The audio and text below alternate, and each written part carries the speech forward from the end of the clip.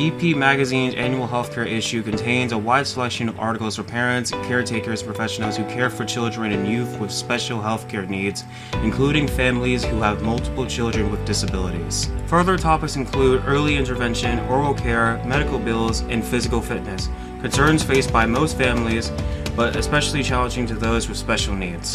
Read it today at www.epmagazine.com. Oscar Mike Radio is a proud podcast partner of REITs Across America Radio, heard every Thursday at 11 a.m. and Sunday at 8 a.m. Eastern. They're also big supporters of the nonprofit I Got Your Six, Two Lives at Once. And with every REIT you sponsor through Oscar Mike Radio, $5 goes back to this great organization dedicated to making a difference in the lives of veterans, law enforcement, firefighters, and first responders battling PTSD. Two Lives at Once pairs these brave men and women together with dogs rescued from kill shelters. In this way, two lives are saved at the same time by saving each other.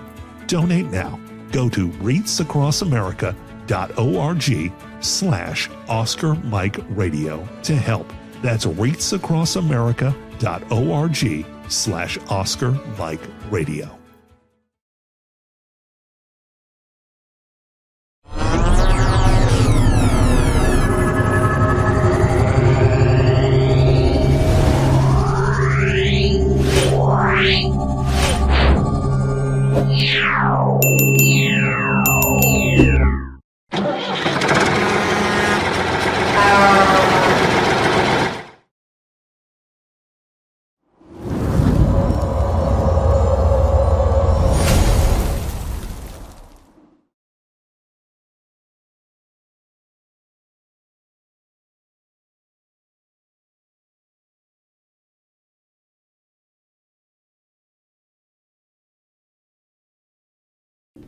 Suicide is preventable, and each of us has a role to play in suicide prevention.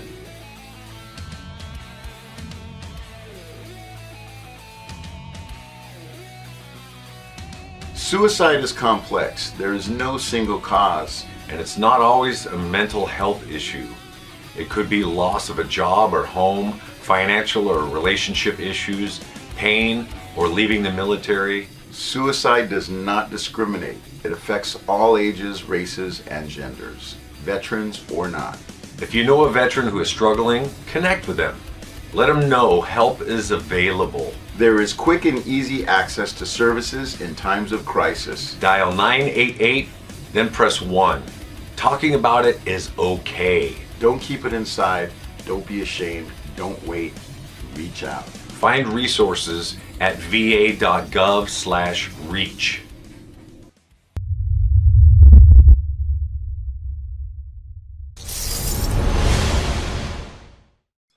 Hello and welcome again to Oscar Mike Radio. My name is Travis. I am your host.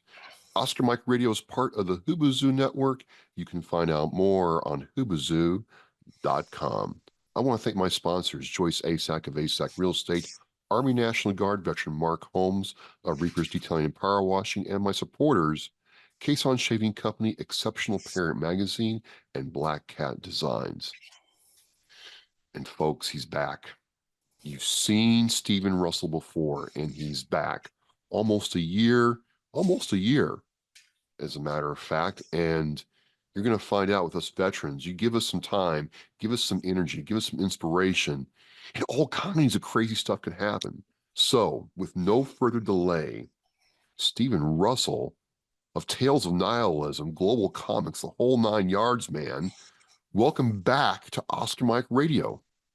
Hey, Travis, it's great to be back. Yeah, things have been popping off over the last year. I mean, it's crazy. We were just talking about this concept and idea and digital comics, and how was it going to be received well, so on and so forth. And then, man, I mean, you're all gas, no brakes. I mean, have you stopped at all, Stephen?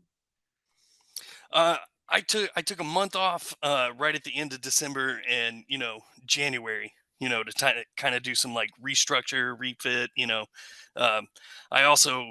caught like a really bad flu at the end of November and December, so that little bit down I was down for that. But other than that, no, I have kept on plugging along, and I've only put more on my plate, and it's the way it is. So let's start with, after we talked, you were getting ready to launch, or it had just launched. Tales of Nihilism, your comic had just launched, and then you were kind of unsure how to be received. Like everybody, it's new, it's different, and then we had our meetup, and then other things going on. So if you don't mind, let's start there. What happened after Tales of Nihilism launched? You're a U.S. Army veteran. You're dipping you didn't just dip your toe. You jumped in the deep end with this. What happened after Tales of Nihilism launched, Stephen? Absolutely. We had kind of, the typical stagnant thing where we're just posting out content. We're, feeling out the waters. There was nothing like too serious about it. And then, after really and truly, it was after Plastic City Comic Con when you came down and did that, and we got the word out, and we started physically interfacing with people and showing them. And we got such a great reception to that, and that's when we started getting the followers and people coming in and really reading and finding the story interesting. Um, since we started then, to date, I checked it the other day. We have almost over 7,000 page reads on the episodes that we have on the issues that we have up. So Yes. yeah, so we've gotten a lot of excitement over it, and we're definitely going to make a reappearance at Plastic City again this year. And then of course there's the collab with you and me to do Veteran Comic Con once they open up the registration, but that should be this November this year. Awesome. Awesome. So what was it like? Let's just start there. Did you get any feedback after it launched from people about Tales of Nihilism? And just for people out there who don't understand, kind of summarize what Tales of Nihilism is about, and then what was the reaction, the feedback you got from it? Yeah, so the Tales of Nihilism is it the name kind of what it is now encompasses like our studio house. We all of the stories that fall under that brand, Tales of Nihilism, come out of there. And our main we have a main series issue that we run. To date we have 6 issues up, and we're about to throw up I think the 7th. And then we have like short stories and little comic strips, funnies and stuff like that. The main story issue is the one that we've been promoting the most, and that that whole idea was to take a concept and do something that people weren't doing with comics. We didn't want to make just another superhero comic or a fantasy. We wanted to tell stories that reached out to people and people could connect with.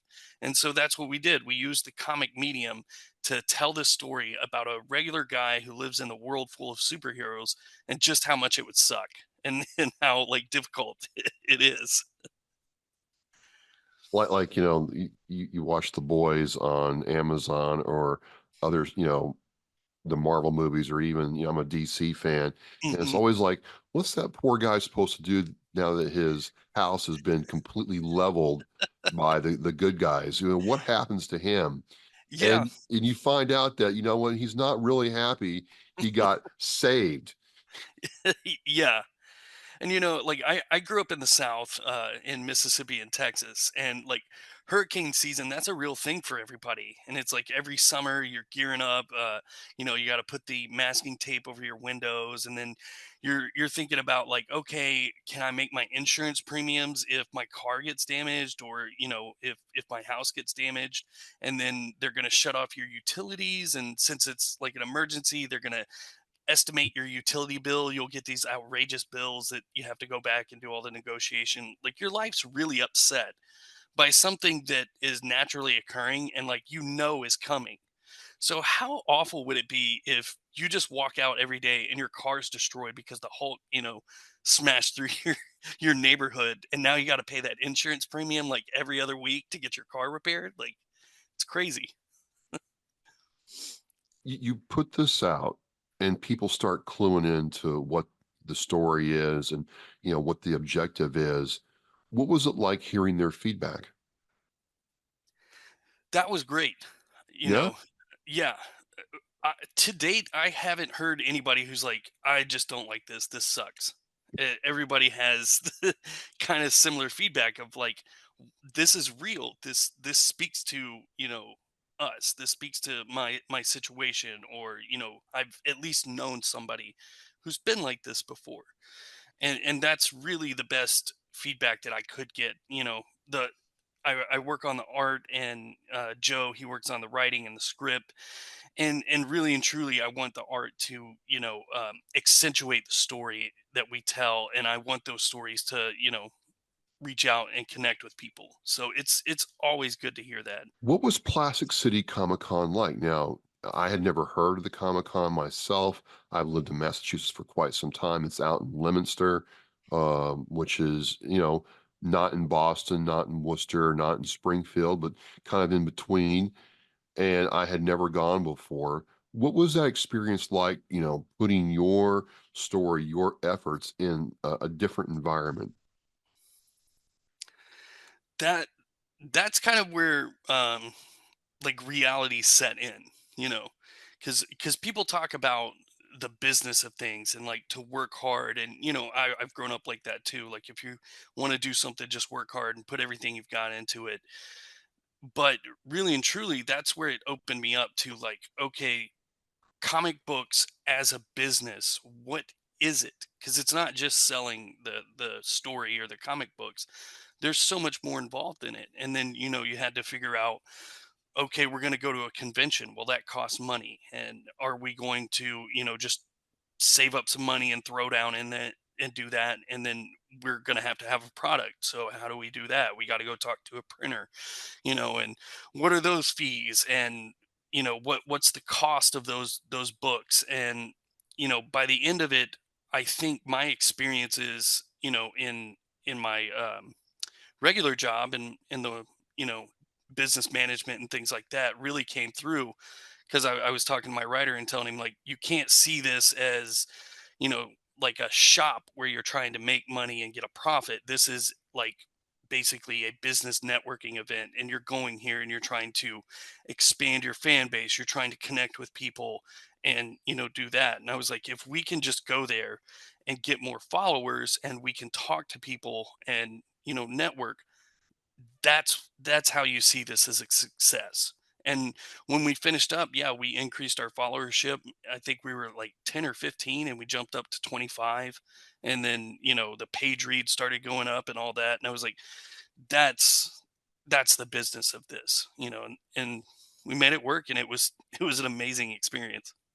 Well, it was just really cool, just from my perspective, just to walk in, and people would come by your booth, and there's a lot of exhibitors there, a lot of indie people. It was really cool to see. And people ask what it's about, and you show them what it's about, and they either nod their head like, that's a really like cool idea, or bonus, I'll buy your comic book, sure, absolutely. Yeah, And I think it was people nodding their heads like, yeah, yeah, you're actually writing about the other side of the superhero coin. I'm like, these guys are onto something.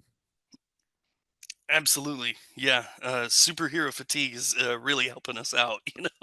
Oh, well, I mean, if Marvel and Disney didn't just try to make bad movie. I mean, DC, I don't know what's going on there, but Marvel is just working at it now. I mean, I'm more excited for the new Suicide Squad than anything Marvel's put out.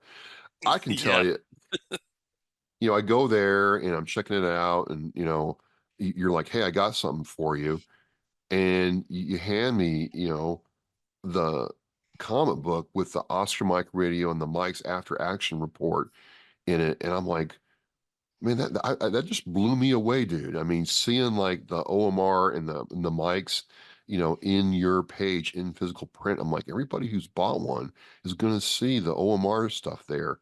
That was cool, man. I really appreciate the nod, and it really meant a lot to me. I just want to thank you on here that meant something to me. Thank you.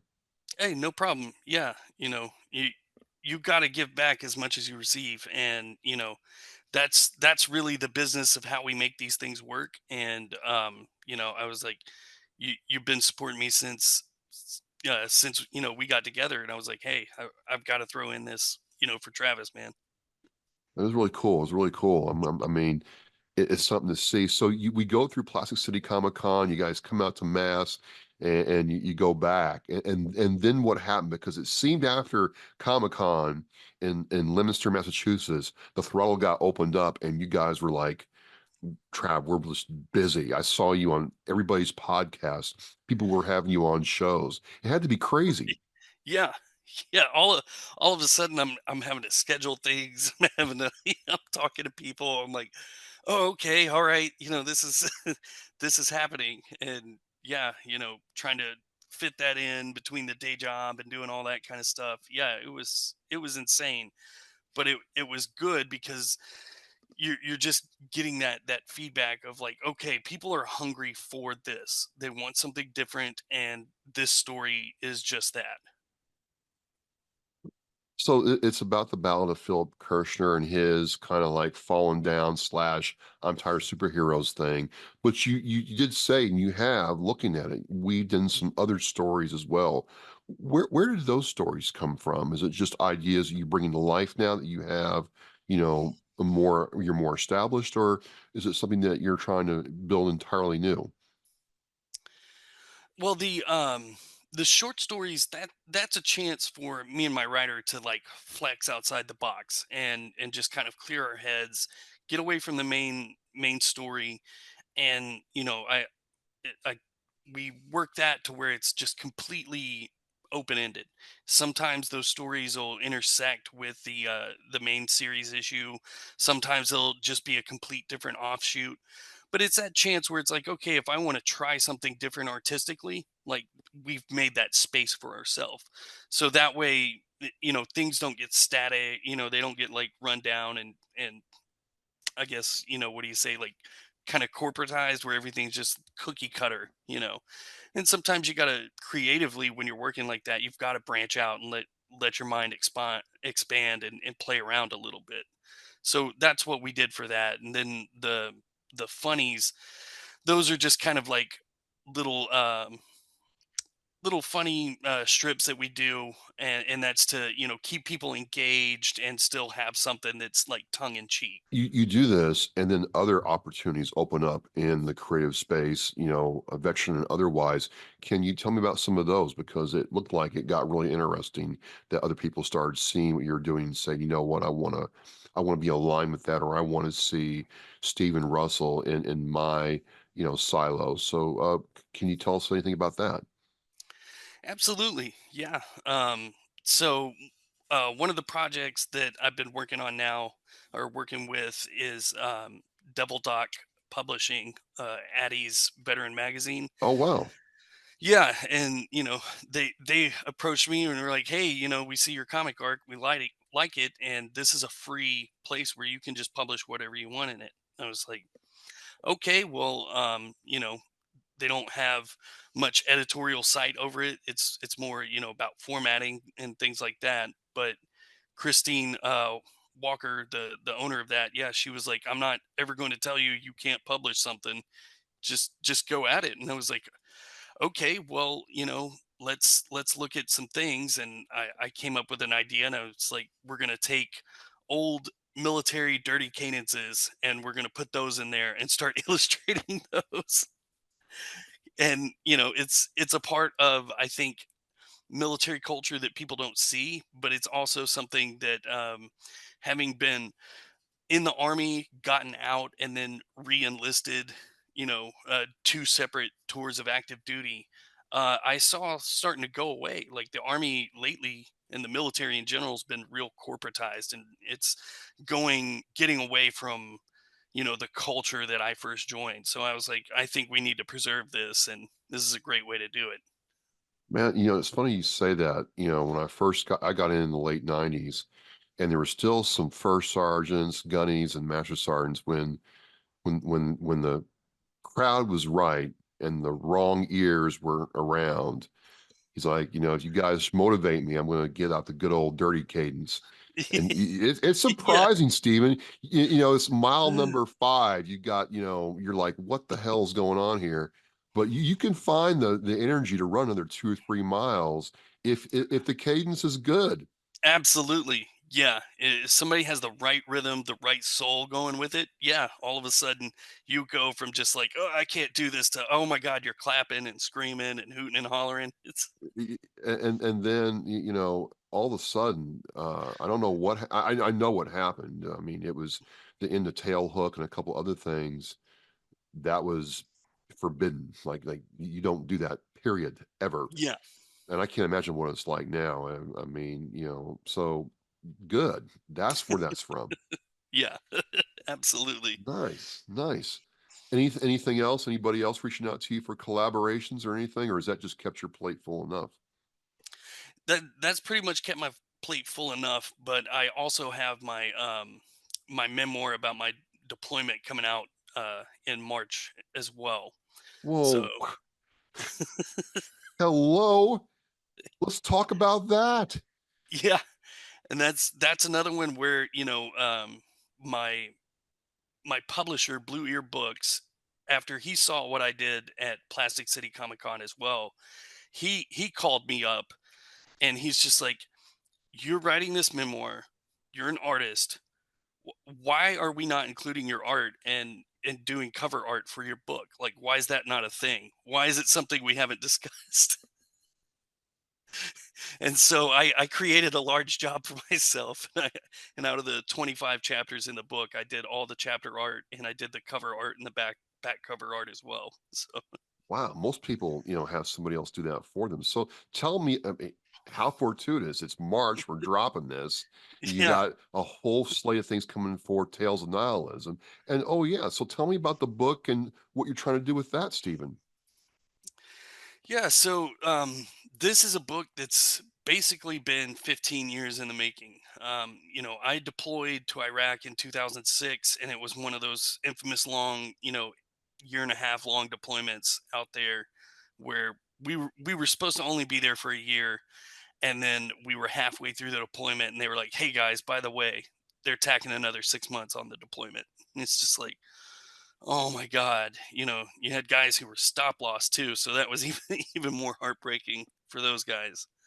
But it was a really intense deployment. In my company alone, we lost 12 guys, and then in the battalion, uh, we took the most casualties out of that deployment. And so, and with all the guys who were injured as well. There's probably twice as many who were injured critically that they don't function normally anymore.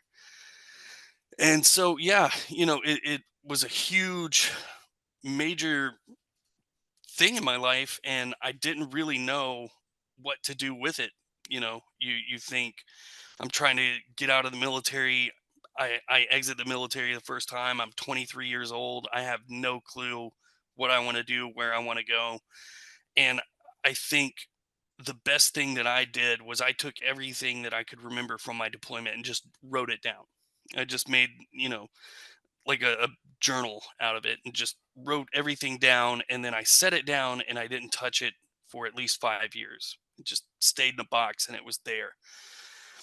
And then as I started getting older and going through different things, having different life experiences, and, even re entering the military and seeing how things were, it was like, okay, now I can kind of formulate what I want to say. I'm starting to have ideas about things. I'm starting to, create philosophical stances in my mind and moral decisions about this experience that I've gone through.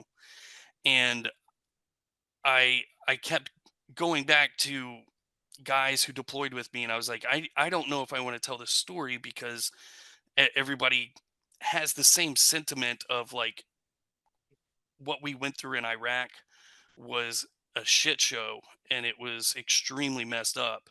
And there was a lot of mismanagement of things. There were a lot of leaders who weren't doing the right things, and all these different deals. And I was like, I don't want to like have this like betrayal of the brotherhood and put something out that might be like put a smear on anybody. And they were like, no, you're kind of like the more vocal of us who've come out. And if you have the ability to speak about these things, you should. And our story deserves to be told. And if it's told through you, hey man, they were like, do it, tell your story.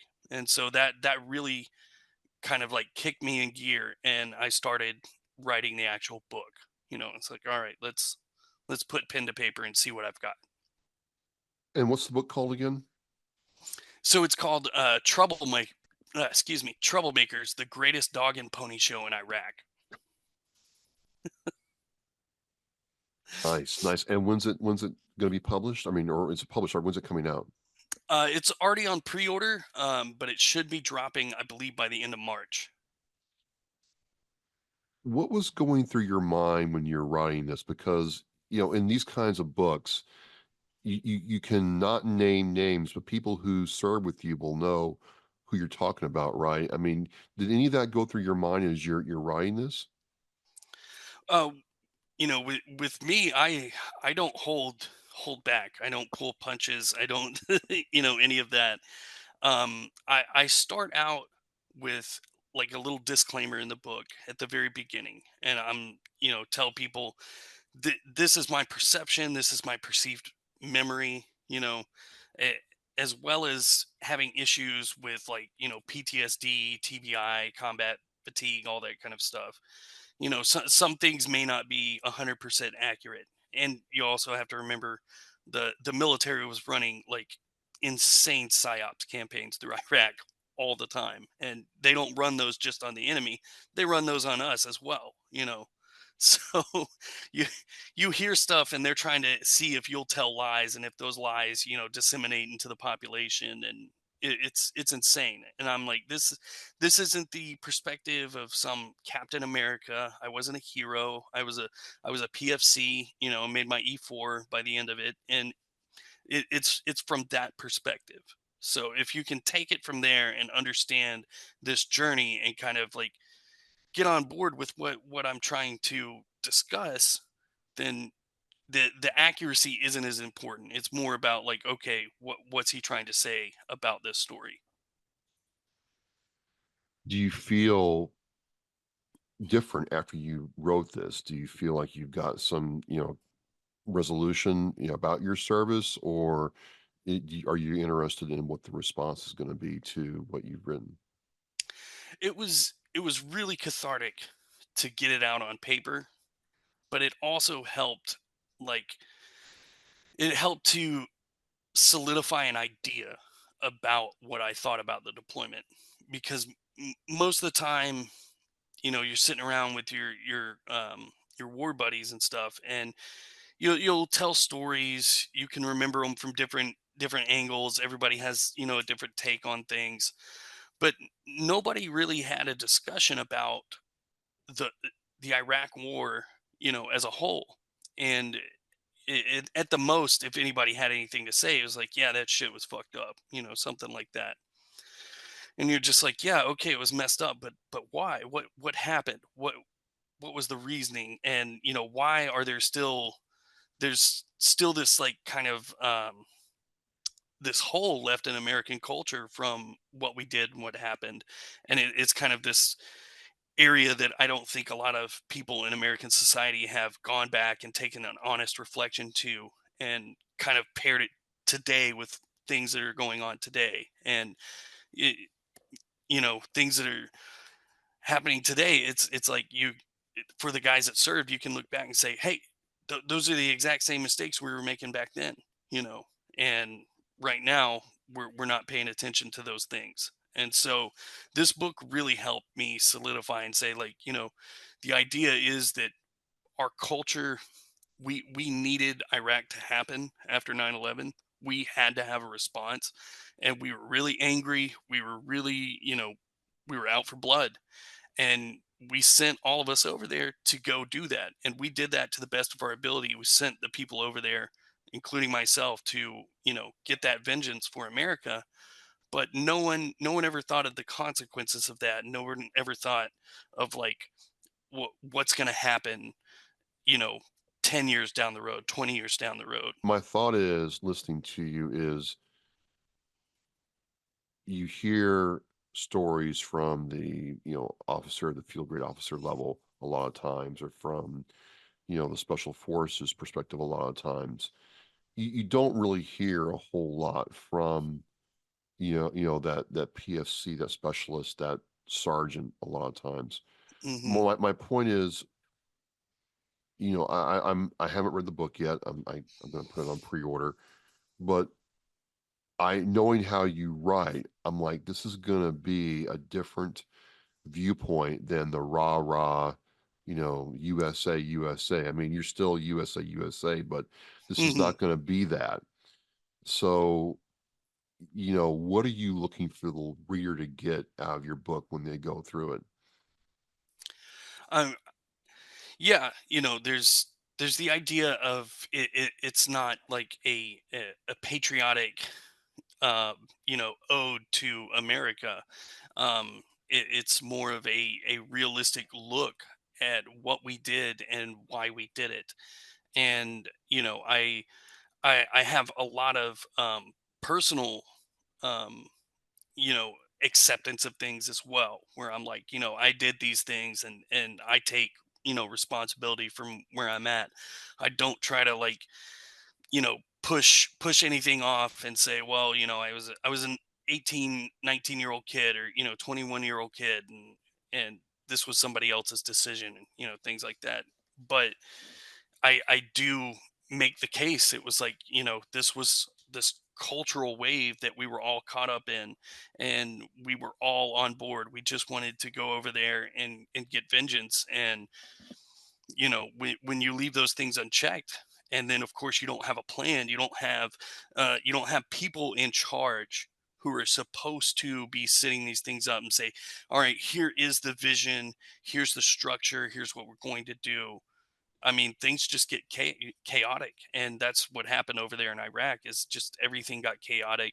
A lot of people don't even know. During the surge, Iraq had a civil war. It was just, the whole country went up in flames, and we saw so many wild things, and we're involved in so many things, and it's this whole part of American culture where it's like, oh, yeah, yeah, we went to war in Iraq, and you're like, you've got to understand, what does that mean? And now you have to understand too. Once you see these actions, and you read my book, and you see things that happened over there, well, that the rest of the world's very, like, they watched all this, and they're very aware of this thing. So while Americans are running around, going around the world as business people or on vacation and stuff, they understand that our country did that, and they look at you with that knowledge. And I don't think we walk around with that knowledge. Well, for me, the whole thing changed when you realized, hey, there aren't any WMDs over there. Yeah. When that egg was on General Powell's face, and he never recovered from that, and even though it wasn't his fault, it was kind of like, what are we doing over there in the first place then? I mean, if there's no WMDs there, why are we there? Why are we staying there? And Hmm. that's where I think some people didn't care. To your point, it was, you know what, we're taking out a bad guy who's done bad things. But to your also point, no one thought of what was going to happen after that. No one Yeah. thought about the surge of refugees from the Middle East, flooding Europe and other places. No one thought about the stabilization of the whole region. Hmm. And then to your point, it just seemed like, and I definitely understood this from other people, is it got really chaotic because Yeah. there was no more. We're not finding WMDs anymore, so I guess it's just open season on whatever we want to do. Not to mention the trillions of dollars we spent that seem to just have evaporated. There's no, Absolutely. Yes, and the complete, mismanagement of resources, and I talk about, the different companies that came in and were just, fleecing the government, and just, milking that war. And yeah, you're just watching all this and seeing this chaos, and you're like, no, okay, there are no more adults in the room. No one's in charge. What's going on? You know, and so, it's one of those books where it's like, all right, I'm just going to give you the most real, visceral version that I can remember about this deployment. And you take this, and when things start happening in our culture and society, at least you have that reference point to say, oh, okay, they're trying to do this again, or maybe we should think twice before we do something. Well, because we don't learn from history. It doesn't seem Yeah, like we learn from history. We yeah, didn't learn much from Vietnam. no, no. And I understand, the military industrial complex was a huge thing, in Vietnam, but I think Iraq really like ramped it up, and they really figured out how to get it right, you know. And when I first came in the military, it was like everything was ran by the military. In 2004, when you came in, there were military personnel taking care of your documents. There were military people running the chow hall. There were military people running the ammo stations. Everywhere you went, there was someone in uniform doing a job. And then once I went to Iraq and the surge kicked off, and they opened up all the government contracts, and they just like let the doors go open, all of a sudden you're getting training, and you're getting equipment, and you're getting all these things from civilians. And then there's civilians running these things. And then the military doesn't have much of a job to do. So now all these guys who have, you know, military jobs are pulling tower guard and chow hall guard on fobs and stuff. And then they get back, and then they tell you like, hey, you're actually not certified to do all this stuff as a civilian. And you're like, oh my god. So yeah. That's the real travesty right there. Is you work on diesel engines, you work on generators, and it's like, well, you don't. Sorry, none of that means anything. Absolutely. I came back from Iraq. I went to Texas, and I thought, I'll go to college and I'll try to get a job, and like a part-time job, and go to college. And the part-time job that I immediately thought of, I was like, I'll do armed security. I should be qualified for that. I'm 11 Bravo, you know. And I walked on to an armed security group, and they were like, you aren't certified to do any of this. You don't have your Texas, peace officer license. You don't have your concealed handgun license. You don't have this. And they rattled out, and they were like, yeah, there's, $7,000 worth of certifications and courses you need to take if you want to do this. And you're like, oh, okay. Well, does the GI Bill cover that? Absolutely not. It's like, okay, so I can't even get out of the military and do armed security? Like, holy crap. Yeah, but hey, you can take a bullet for your country, no problem. Absolutely. With Yeah. guns that put your peace officer guns to shame. It's just it's something else, and it's not just that. It's like, hey, man, I operated heavy equipment in the military. They go to apply for their state license, and it's like, well, those hours you spent behind those machines mean nothing. Yeah. So it's really weird. And then it's like, well, why can't we get veterans jobs? Well, it's almost like, well, you don't. And then you realize it's not that you can't do the job. Hmm. It's that, wait a minute, if they let these guys come in, these certification, factories won't get their cut. Hmm. Yeah. 'Cause I think it wasn't until, I want to say it was 2016 that Army truck driver didn't even have a CDL, and they had to go through the same coursework, to get their CDL. And that's a lot of the reason why you have veterans who get stuck in these ruts, and then they're homeless and all this, because you can't even fall back on the job that you did in the military when you get out. And so they they try to do all the stuff where they're like, we'll give you a resume builder, and we'll try to like take your skills and translate them over to the civilian language, which is fine. But if you're not giving the actual certifications for the work, well, then it's meaningless, because you go up to the job, and they don't even in today's economic environment, I have a bachelor's degree that's worthless. There, okay, what's the point in your bachelor's degree? Do you know how to do this, and are you certified to do this? That's what jobs are asking. Like, can you use SAP? Can you use all these ERP systems? Are you certified? Do you have your Six Sigma lean management style training, which the military gives you? If you're an NCO, you go through that training all the way back when people were doing PLDC in Vietnam. They were giving Six Sigma lean management training.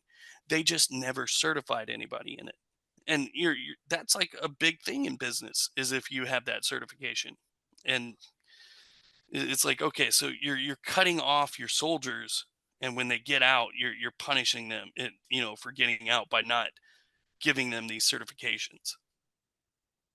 We could do a whole other show on how that affects recruitment and retention. Absolutely. And well, it just gets me that you have senior leadership in the military level scratching their heads about, why can't we get people to come in, and why won't they stay, and why are these guys getting out and not telling us how great the army is or the military is? I'm like, well, it's pretty simple if you want to listen, and it just doesn't seem like they want to. Y- Yeah. You know, when I got back from Iraq, I had basically done the job of doing, being an infantryman, walking through a country where I don't speak the native language. So I have to interface via an interpreter and then speak to people in the streets, because we lived in the city, in Bakuba. We didn't live on a fob. We lived out amongst the people in Iraq.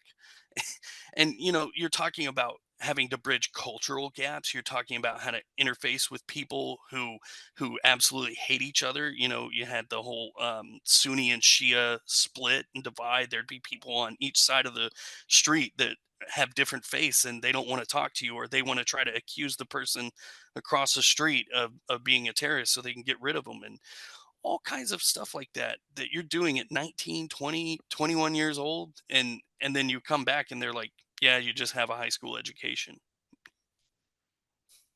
Well, I mean, when I hear this and see this, it's like, okay, we're talking the talk of supporting veterans. At least it's not as bad as Vietnam, but this is why I remind people that, you know, we can't let off. We have to keep things like your story going to give people that perspective that, it's not all like the movies where the special operator gets out and goes right to a civilian, desk job and everything's Yeah, great. It's that's not the reality. It's not the reality. And absolutely. is that what you're ultimately trying to get people to see? Is that, it's not all sunshine That and rainbows? Yeah, that's definitely a part of it. Is like, okay, you've gone through this story with me. You've seen all the insane things that we had to do on our deployment, and then at the end, I make sure to put that story in there of my first job interview when I got out of the military, and that I those words that I say are the quotes from my manager, where I tell him, I did a year and a half in Iraq, 4 years honorable service in the military. I have a Purple Heart, all this kind of stuff. And he said, "Oh, okay, so you're telling me all you have is a high school education?" That's all. Yeah, but like you said, there are yellow ribbons as far as you can see in Texas of veteran stuff, and they'll ask you, what can we do for veterans, and you say, hey, can you give me a job making the same money I did in the military, where I can have the same lifestyle that I had? Oh no, we can't do that. No, that's a bridge too far. Well, I mean, it's their choice, and it's the thing. Texas likes to pride themselves on how they take care of veterans, but this story happens. You're not the only one saying, "Hey, man, I Yeah. drove a dragon wagon in the Army. I drove a dragon wagon in the Marine Corps." The Hmm. the eight-wheel trucks, and Yeah. I can't even drive a delivery truck for ice to drop ice off at, or I can't drive a van because they say my military experience doesn't matter. And I'm Yeah. like, okay, I'm telling this hireman, you do realize that in order for us to drive, I drove a 5 ton, and just to get the 5 ton license, it's not just, I had to, have a good driver's license and then get the Hmm. 5 ton license and then Yeah. prove that I could operate the thing every couple of months to make sure that I wasn't like slipping. Yeah, all your hazmat endorsements, Yes. everything else that you had to have. Yeah, absolutely. And they'd run big campaigns, and everybody in the unit would go out and do these things. Oh, can you run it with a trailer? Can you put a water buffalo on it? Yeah, Yeah. and those are things that out in the civilian world, if you have those endorsements on your CDL, that adds two, three, $400 to your paycheck. So I definitely hear it, and I also have the perspective, because I think our generation of people who went to Iraq are right in the middle. My dad was a Vietnam veteran, right, and my grandfather World War II, and I'm seeing how the stories they're telling when they exited the military. And of course my granddad came back, and everybody's gung ho, yay America, and he walked right out into the civilian world, got a job, ended up being a teacher, made tons of money, and was able to, get a pension, and had this lifestyle that was attainable. My father, okay, Vietnam was difficult, and yes, he experienced a lot of verbal abuse when he came back, to the military, people spitting on him and calling him a baby killer, even though he was just an Air Force guy. But at the same time, he tells the story of, like, I walked on to Honeywell and I didn't have any certifications, I didn't have anything. And within 6 months, just because I was a Vietnam veteran, they threw me through a program. And then he's a computer software engineer running fucking, chemical plants. So with Well, us, we have the fanfare, we have the thank you so much for your service, we love you, thank you. But on the actual, like, push, like, okay, well, let me reintegrate to society and be a part of it, that part, ooh, that might be a bridge too far. well, it is, and then I know some places are trying real hard. Like I have a sergeant I served under in the Marine Corps who became a truck driver, and he had never driven trucks in his life, right? But there's a Hmm. pathway there. Yeah. Um, I talked to the recent Across America people who are like, if you have a veteran that wants to be a truck driver, we can make that happen. There are paths forward. But that being said, is where I find challenges is the World War II generation, the Korean War generation, the Vietnam generation. I've had them tell me to my face, Stephen. I Hmm. got out of the military. I got off the train, plane, or automobile. I came home to my room. I had Sunday dinner, and then Monday I went to work wherever. You Yeah, know, that my dad had called the factory, called the store, called the whatever, and the guy said, "Hey, send him down Monday morning. He's got a job." absolutely. So a lot of those challenges they didn't face. Whereas when you and I got out, it was like, well, oh, okay, yeah, you You're worked on like a you're like Rambo with the duffel bag just walking down the yeah, street. yeah. Yeah. You worked on a multi-million dollar radar system, but we don't think you're technical enough because you don't have a piece of paper to show that.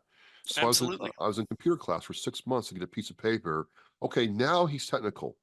Hmm. Now he's technical. So I get it. There's work to be done, and I hope people see that through your book. How can how can we how can we get the book? How can we get the book, Stephen? Okay, so the book is going to be listed up on Amazon. That's a part of the launch at the end of March. But right now, if you want to do pre-orders, you can go to Blue Ear Books and look up Troublemakers. It should be on the front page. They're promoting it now, but they also have books and veterans books, because Blue Ear partners with veterans to share our stories, and they have a special spot where they list veteran books on there. Cover art on there. I tried to make it look. Dude, look at this fire cover art. All right, Yeah, just with you're playing with chickens, Stephen. that's a story in the book. Everything's an ode to things that happen in the book. You see the chickens down there. You see a little thing of pie. You see a rooster. There's a guy back there hiding the dog. In the tanks. And then in the back, I put our cop, which we called Bone Disneyland. And we lived in this bombed out building for basically a year and a half, man. And it's full of that. We live like that. No water, no plumbing, no electricity. I didn't take a shower for 4 months. I didn't eat a hot meal for 4 months. And yeah, it was It was, crazy. it was great. It was great. Absolutely. Man, Absolutely. I love the cover, man. I'm like, okay, just You got, one guy flashing gang signs with chickens and the rooster holding court, the donkey towing the cart, and then the tank. Okay, Yeah. I'm in. I'm Yeah, in. that's me and my best friend Joe. I drew us on the front there, and it's like I wanted to give that feeling like you're walking down the main street to Disneyland and there's just all this like fanfare and crazy stuff going on the side. And it's one of those things as well, our deployment started off, it was so crazy. We're calling our cop Bone Disneyland, and everybody has this idea of like just the hypocrisy and craziness of the situation we're in. And so we started to mock and make fun of things. All of our routes were, you know, route war pig and all this other kind of cool stuff. And by the end of the deployment, all of a sudden the army came in and saw what we were doing, and they're like, thank you for doing a good job, but now we need to corporatize this. You can't be calling these things this kind of stuff. It's route red, blue, and white now. It's this. And Unbelievable. Unbelievable. yeah. I think Patton would be rolling over in his grave, honestly, but that's just my 2 cents. So look, Oh, yeah. folks, Stephen Russell, did comic books, last year. We saw that. Now he's going to be a fully, full like author and artist, which the cover is fire, Stephen. I'll have the links to all this in the Oscar Mike Radio show post. I can't wait to see what you do next, Stephen. I mean, what's going to happen in year 4 or 5, man? You could be like, going to film.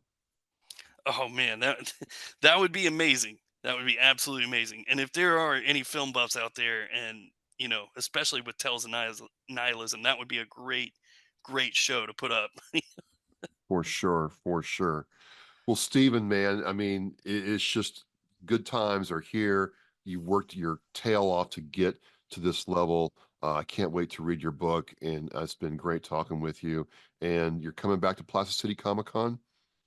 Absolutely, All Plastic right. City Comic Con, and hopefully we're going to be out there at Veteran Comic Con in November. All right, my man. All right. Well, folks, you've heard it here on Oscar Mike Radio. A lot's happened in a year. He is truly Oscar the Charlie Mike. That means he's on the move to continue the mission. Stephen, thank you so much for your time, brother. Thank you so much, Travis. All right. Well, hey, this is Travis Partington and Stephen Russell. We're on Oscar Mike Radio. Thank you so much for watching us. Tune in next time. And as we always say, we're mission in flight. Remember on it teaches our mission. We care about it and we do it every day. But I think there are things that just hit you and give you a reason to go on. The theme for our 2024 from Reach Across America is Live with Purpose. It just seemed to fit in with the vows of the REAP, the 10 attributes that we feel represent our United States military. I thought, what a great opportunity to put those two things together and show our kids through how we act some of the things that can make their lives better, their communities better, and by doing that, the country better. For me, Live with Purpose, I think, it's a mindset. Set some guidelines and then go out and purposefully make life different, make a change. It's an opportunity to set an example.